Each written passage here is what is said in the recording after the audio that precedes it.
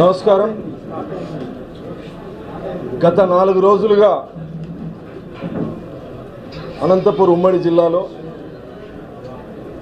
రాప్తాడు మాజీ శాసనసభ్యులు తోపుదుర్తి ప్రకాష్ రెడ్డి గారు నా హత్యకు కుట్ర చేస్తూ ఉన్నారు. నారా లోకేష్ గారు అనంతపూర్కి వచ్చి నన్ను చంపాలని పథక రచన చేసి ఆ బాధ్యతను రాప్తాడు శాసనసభ్యురాలు సునీత గారికి, కళ్యాణదుర్గం శాసనసభ్యుడు సురేంద్రబాబు గారికి జాయింట్ వెంచర్ అప్పగించాడు. నేను పొద్దుటూరు నుంచి వస్తూ ఉంటే ఎస్ఆర్సీ టిప్పర్తో నన్ను గుద్ది చంపాలని అసత్యపు ఆరోపణలు చేయడం జరిగింది. ఆరోపణలు చేస్తూ నేను పోరాటం చేస్తూ ఉన్నా ప్రభుత్వం మీద, అందుకు నన్ను చంపాలనే ప్రయత్నం చేస్తానని చెప్పి నారా లోకేష్ గారి మీద అసత్యపు ఆరోపణలు చేయడం జరిగింది. నా టార్గెట్ నారా లోకేష్, నీ కథ చూస్తా అని స్థాయిని మరిచి కేవలం ఉనికి కోసం వైఎస్ఆర్ కాంగ్రెస్ పార్టీలో ఉనికిని కోల్పోయి ఫ్రస్ట్రేషన్లో ఉన్నటువంటి ఒక వ్యక్తి కేవలం నారా లోకేష్ గారిని మాట్లాడితే లేదా గౌరవ ముఖ్యమంత్రి గారిని మాట్లాడితే ఉనికిలో ఉంటాను, వైఎస్ఆర్ కాంగ్రెస్ పార్టీ గుర్తిస్తుందనేటువంటి భ్రమల్లో నారా లోకేష్ గారి మీద, శాసనసభ్యుల మీద అసత్యపు ఆరోపణలు చేయడం జరిగింది. సత్యసాయి జిల్లా తెలుగుదేశం పార్టీ అధ్యక్షుడిగా మా యువనేత నారా లోకేష్ గారి మీద అసత్యపు ఆరోపణలు చేస్తే ఖండించాల్సినటువంటి బాధ్యత, తిరుగుబాటు చేయాల్సినటువంటి బాధ్యత, మాట్లాడాల్సినటువంటి బాధ్యత ఒక పార్టీ జిల్లా అధ్యక్షుడిగా నాకుంది. గౌరవ నా శాసనసభ్యుల మీద మాట్లాడినప్పుడు, మా యువనేత నారా లోకేష్ గారి మీద మాట్లాడినప్పుడు నువ్వు ఇష్టానుసారం మాట్లాడితే నీలాంటి వాడిని చంపాల్సినటువంటి అవసరం, దౌర్భాగ్యం నారా లోకేష్ గారికి ఎందుకు ఉంటుందని చెప్పి చెప్పడం జరిగింది. మరుసటి రోజు ప్రెస్ మీట్ పెట్టి ఎంఎస్ రాజు 3 నెలల్లో ఎమ్మెల్యే అయిన 3 నెలలకి 7 కోట్ల విల్లా కొన్నాడు అని చెప్పేసి మాట్లాడడం జరిగింది. మడకశిరలో నేనున్నటువంటి పార్టీ స్థలం ఏదైతే ఉందో, నా క్యాంప్ ఆఫీస్ స్థలం ఏదైతే ఉందో అది నా సొంతం అని మాట్లాడడం జరిగింది. నాకు బెంగళూరులో ఆస్తులు ఉన్నాయని చెప్పి మాట్లాడడం జరిగింది. నేను ఉన్నటువంటి ఈ నివాసం నా సొంతం అని చెప్పేసి మాట్లాడడం జరిగింది. ఇలా అసత్యపు ఆరోపణలు చేస్తూ ఇంకా నా కులాన్ని కించపరిచే విధంగా నన్ను చెప్పుల షాపులో పనిచేసేటువంటి వ్యక్తి ఈ స్థాయికి వచ్చాడని మాట్లాడుతుంది. 2008లో సంగమే సర్కిల్లో సందేశ్ ఫుట్వేర్ అని నా కుమారుడి పేరు మీద నా తమ్ముడికి ఒక ఫుట్వేర్ షాప్ పెట్టడం జరిగింది. ఏం నేరమా? తప్ప దీనికి చెప్పుల షాపులో పనిచేసేవాడని చెప్పేసి నన్ను సమాజంలో హేళనగా మాట్లాడే విధంగా, నా కులాన్ని కించపరిచి మాట్లాడే విధంగా మాట్లాడితే, ఏ అహంకారంతో అయితే ప్రకాష్ రెడ్డి మాట్లాడాడో నేను ఆత్మగౌరవంతో మాట్లాడా. అంటే నీకు నోరుంది కదా అని చెప్పి ఇష్టానుసారం మాట్లాడితే మౌనంగా భరించాలనా? ఎస్, నేను నా చెప్పుల షాపులో పనిచేసేటప్పుడు వాళ్ళ తండ్రి గారు అయినటువంటి ఆత్మారామిరెడ్డి గారు కస్టమర్లు కొత్త చెప్పుల కోసం పాత చెప్పులు వదిలితే ఆ పాత చెప్పులు దొంగలించేటువంటి మనస్తత్వం, చరిత్ర కలిగింది తోపుదుర్తి ఫ్యామిలీకి. ఇది వాస్తవం. ఏ ఆరోపణలు అయితే చేశావో ఆ ఆరోపణలు నిరూపించు, నీకు గురువారం వరకు సమయం ఇస్తాను అని చెప్పేసి నేను మాట్లాడడం జరిగింది. నా విల్లా ఎక్కడుంది, నా పార్టీ ఆఫీస్ స్థలం నాకు ఇప్పించు, నా బెంగళూరులో ఎక్కడ స్థలాలు ఉన్నాయో ఇప్పించు, ఇంకా నా గురించి ఏమేమి మాట్లాడావు అవి నిరూపించు అని నేను సవాలు విసరడం జరిగింది. నీ ఇంటికి నేను ముష్టి యుద్ధానికి వస్తానని చెప్పలే. దీన్ని నువ్వు నోరు పారేసుకొని నేను నా ఆత్మగౌరవం కోసం నేను మాట్లాడితే ఒక సామాజిక వర్గాన్ని కించపరిచే విధంగా మాట్లాడాడని చెప్పేసి మళ్ళీ నీ కుటుంబ సభ్యులు నువ్వు మాట్లాడతావు. రెడ్లు ఈ అనంతపూర్ ఉమ్మడి జిల్లాలో తరిమేల నాగిరెడ్డి గారి దగ్గర నుంచి, నీలం సంజీవ్ రెడ్డి గారి దగ్గర నుంచి, జేసీ నాగిరెడ్డి గారి దగ్గర నుంచి, అనంత వెంకటరెడ్డి గారి దగ్గర నుంచి, దాడితోట నాగిరెడ్డి గారి దగ్గర నుంచి, ప్రస్తుతం ఉన్న అనంత వెంకటరామరెడ్డి గారు కూడా సీనియర్ రాజకీయ నాయకులు. ఏ రోజు మా గంజిలో ఉప్పు చూసి కుళ్ళుకోలేదే, ఏ రోజు వాళ్ళు మా మీద పడి ఏడవలేదే. జిల్లా అభివృద్ధి మీద వాళ్ళు ఇప్పటికీ వాళ్ళ ముద్ర ఉంది. మా పల్లె రఘునాథ్ రెడ్డి గారు, ఎంతోమంది రెడ్లు రాజకీయాల్లో హుందాతనంగా ఉన్నారు. నీలాగా చిల్లర రాజకీయాలు, ఉనికి కోసం అసత్యాలు అబద్ధాలు ఏ రెడ్డి శాసనసభ్యులు మాట్లాడలేదే. నువ్వు మాట్లాడిన అసత్యపు ఆరోపణలు నేను తిప్పికొట్టా. నా యువనేతకు నిన్ను హత్య చేయాల్సినటువంటి కర్మ లేదు అని చెప్పి మాట్లాడడం జరిగింది. దానికి నువ్వు రాజకీయంగా ఎదుర్కో. నా కులాన్ని హేళన చేస్తావు, నాకు ఆస్తులు ఉన్నాయంటావు, నా పరువుకు భంగం కలిగే విధంగా మాట్లాడతావు, హేళనగా మాట్లాడతావు. నేను భూస్వామిని, నాకు ఆస్తులు ఉంటాయి అని మాట్లాడే నీ అగ్రకుల దురహంకారం ముందు నేను ఆత్మగౌరవ పోరాటం చేస్తే నీ కులం నీకు అండగా రావాలనా? రెడ్లు ఏకం కావాలని పిలుపునిస్తావా? రెడ్డి సామాజిక వర్గం గురించి నేను మాట్లాడలేదే, మాట్లాడను కూడా. నా ఎదుగుదలలో నాకు రెడ్డి మిత్రులు ఉన్నారు, నా ఎన్నికల్లో నాకు సపోర్ట్ చేసిన రెడ్డి మిత్రులు ఉన్నారు, ఇప్పటికీ రెడ్డి మిత్రులు ఉన్నారు. ఈరోజు నీ మీద నువ్వు చేసిన దుర్మార్గాలు కూడా నా రెడ్డి మిత్రులే పంపించారు. నేను రెడ్డి సామాజిక వర్గానికి ఎందుకు వ్యతిరేకం? నీ వైసీపీ కార్యకర్తలకి నేను సవాల్ విసరలేదే, నీ కుటుంబ సభ్యులకి నేను సవాల్ విసరలేదే. నువ్వు అసత్యపు ఆరోపణలు చేశావు, నువ్వు అబద్ధాలు మాట్లాడావు, నన్ను సమాజంలో నా పరువుకి ఆత్మగౌరవానికి భంగం కలిగే విధంగా మాట్లాడింది నువ్వు. నేను రౌడీజం చేసేకి రాలేదే. సమాధానం చెప్పమని చెప్పా. నీకు చేతనైతే సమాధానం చెప్పు, లేదా మౌనంగా ఉండు. అంతేగాని బీరు బాటిళ్ళు రాళ్ళు ఇంట్లో పెట్టుకొని రెడ్ల గురించి మాట్లాడుతూ ఉన్నాడు. నీ నియోజకవర్గంలో నీకు పనిచేసి ఆస్తులు పోగొట్టుకున్నటువంటి రెడ్ల సంఖ్య ఎంత? అప్పుల పాలైనటువంటి రెడ్ల సంఖ్య ఎంత? ఎంతమందికి బ్రెయిన్ స్ట్రోక్ వచ్చింది నీ ప్రభుత్వంలో నిన్ను నమ్మి పనిచేస్తే? ఎంతమందికి హార్ట్ స్ట్రోక్ వచ్చింది రెడ్లకి? కేవలం రెడ్డి సామాజిక వర్గానికే. పెరాలసిస్ ఎంతమందికి అటాక్ అయింది? నీకోసం ఆస్తులు పోగొట్టుకొని అప్పులు చేసి అప్పుల పాలై కుటుంబంలో మానసిక సంఘర్షణ అనుభవిస్తున్నటువంటి రెడ్ల సంఖ్య ఎంత? పరామర్శించావా ఏ రోజన్నా? ఈరోజు రాజకీయంగా నీ ఉనికి ప్రమాదంలో పడితే రెడ్డి సామాజిక వర్గాన్ని బ్రతిమలాడుకునేదానికి నన్ను విలన్ని చేస్తావా? నేను ఏ రెడ్డి సామాజిక వర్గ వ్యక్తిని నేను కించపరచలేదు. ఈరోజు ప్రకాష్ రెడ్డి అని మాట్లాడితే నా రెడ్డి సామాజిక వర్గం ఫీల్ అవుతుంది అనుకుంటే ఈ రోజు నుంచి ప్రకాష్ అనే పిలుస్తాను. నేను ప్రకాష్ రెడ్డి అని పిలిచి నిన్ను రెడ్డి అంటే రెడ్ల ఆత్మగౌరవం దెబ్బతింటుందనే భావన వల్ల కలిగితే ఈ రోజు నుంచి నిన్ను ప్రకాష్ అనే పిలుస్తాను. నన్ను అక్రమ ఆస్తులు అని మాట్లాడుతా ఉన్నావు. రా నా నియోజకవర్గంలోకి రా, నా పరిపాలన మీద విచారించు. ఎక్కడైనా నీ నియోజకవర్గంలో నీ 5 ఏళ్ల పరిపాలనలో నువ్వు చేసినటువంటి దందాలు, అక్రమాలు, బెదిరింపులు, భూకబ్జాలు నేను చేశానేమో అడుగు వచ్చి ఒకసారి. నేను చేశానేమో వచ్చి అడుగు ఒకసారి. అక్రమ ఆస్తులు అని పెద్ద పెద్ద మాటలు మాట్లాడే ప్రకాష్ రెడ్డి గారు మాట్లాడేకి నైతిక హక్కు ఉందా నీకు? 2019కి ముందు ఇల్లు అమ్ముకొని పోటీ చేస్తానని చెప్పి మొసలి కన్నీరు గార్చి రాప్తాడు నియోజకవర్గంలో ఉన్నటువంటి పేద రెడ్డి దగ్గర నుంచి ధనిక రెడ్డి వరకు నీకు ఆర్థికంగా సపోర్ట్ చేశారు. ఏం చేసినావు గెలిచిన తర్వాత నువ్వు? ఈ పేపరు మీరు బాగా గమనించండి. ఒకవేళ ఇది ఈనాడు, ఇది సాక్షి,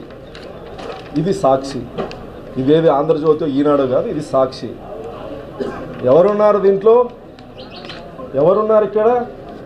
ఈ చక్రపాణి అనే అతను.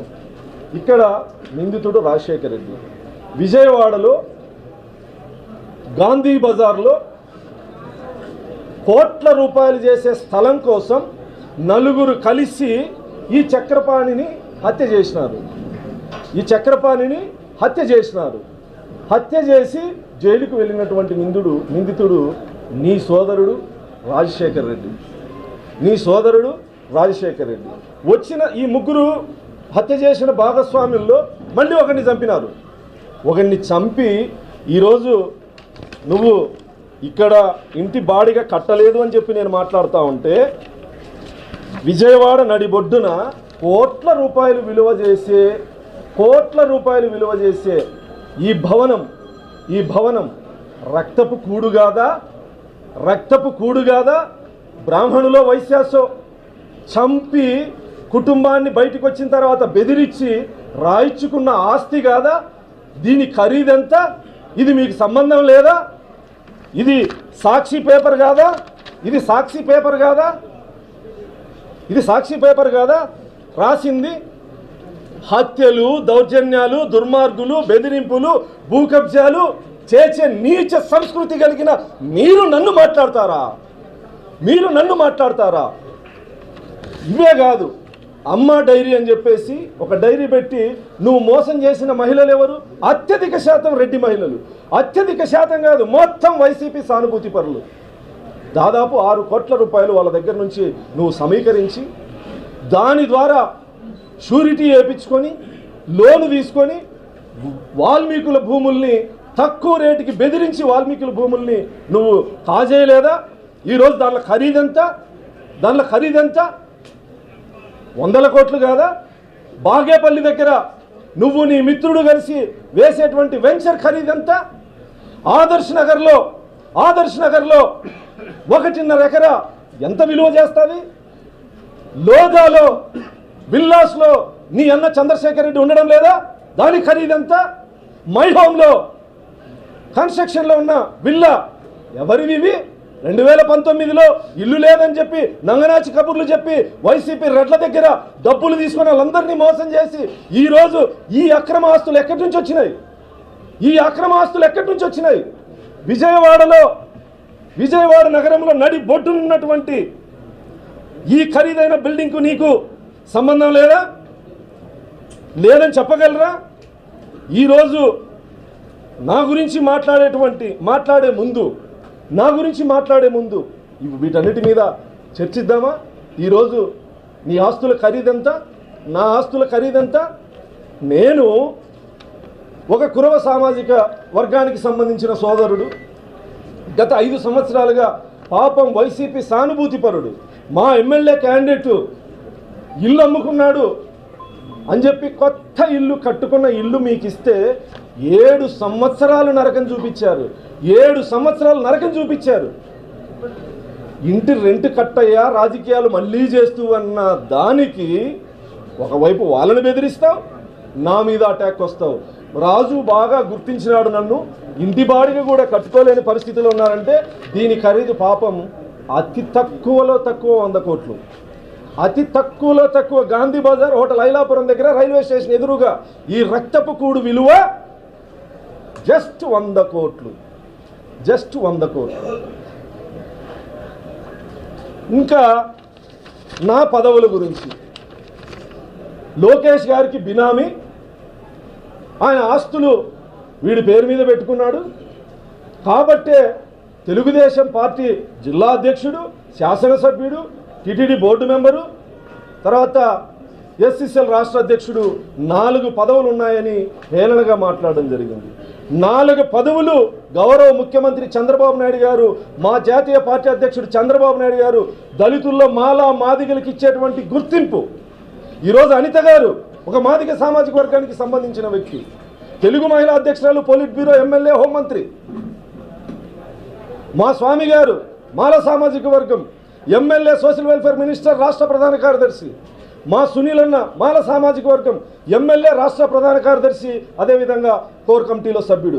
మా వెంకటరాజు మాదిగ సామాజిక వర్గం, ఎమ్మెల్యే, జోనల్ ఇన్ఛార్జ్, అదేవిధంగా మా సౌమ్య విప్పు, ఎమ్మెల్యే, రాష్ట్ర ప్రధాన కార్యదర్శి.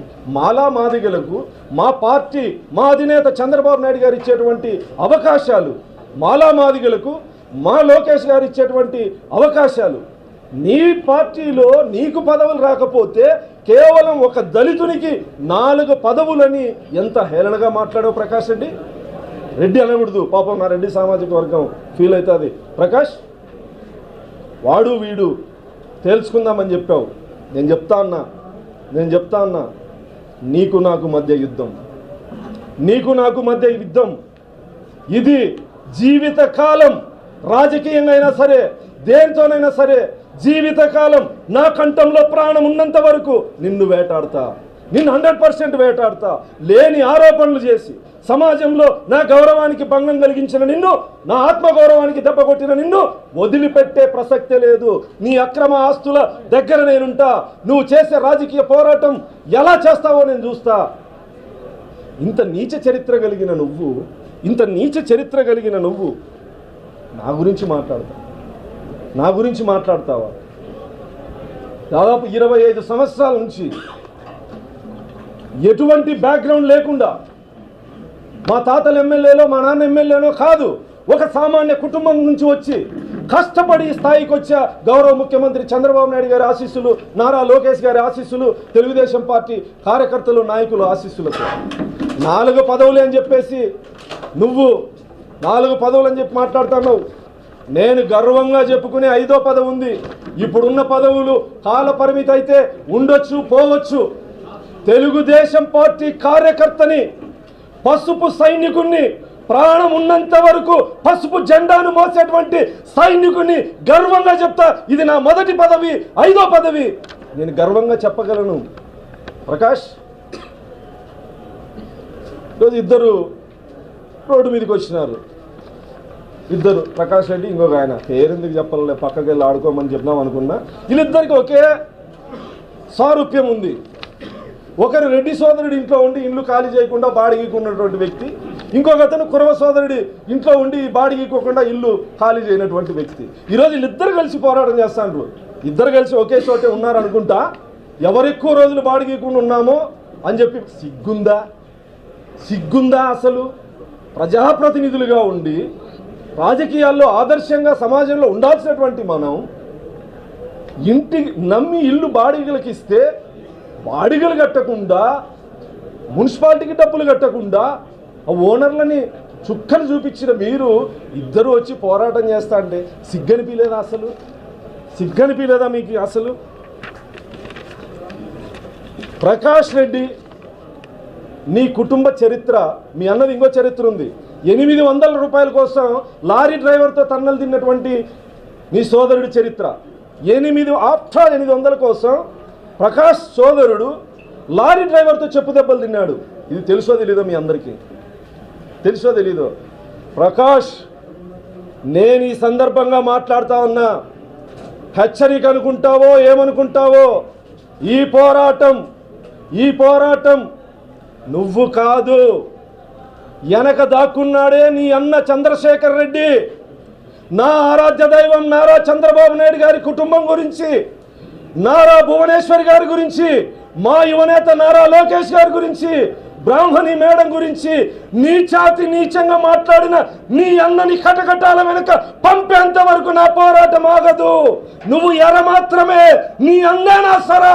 ఖబర్దార్ తోపుదుర్తి అని చెప్పి సందర్భంగా హెచ్చరిస్తున్నా. నీకు చేతనైంది చేసుకో. భయపడే కులంలో పుట్టలే. మహా అయితే నువ్వు పొట్టేలు నరికించావో లేదా కోడి కోసింటావో. దున్నపోతు తల నరికే దొమ్మ పొగరున్న కులంలో పుట్టే ప్రకాష్. భయం అనేది నాకు తెలీదు. పోరాటమే ఊపిరిగా ఇంతవరకు వచ్చా. నీలాంటి ఉడత ఊపుగాలని ఎంతో మందిని చూసా. భయపడే ప్రసక్తే లేదు. ఈ రోజు నుంచి ఈ రాయలసీమ ఫ్యాక్షన్ చరిత్రలో కానీ గొడవల్లో కానీ రెడ్డికి గొడవ ఉండొచ్చు, రెడ్డికి కమ్మకి గొడవ ఉండొచ్చు, మాదిగకి రెడ్డికి గొడవ. నువ్వు ఫ్యాక్షన్ అని పేరు పెట్టుకుంటావో, ఏం పేరు పెట్టుకుంటావో, ఎంఎస్ రాజు మాదిగా, తోపుతుర్తి ప్రకాష్ రెడ్డి అని నేను అనను. ఆ సామాజిక వర్గం బాధపడుతుంది, వాళ్ళు నిజంగానే బాధపడుతున్నారు.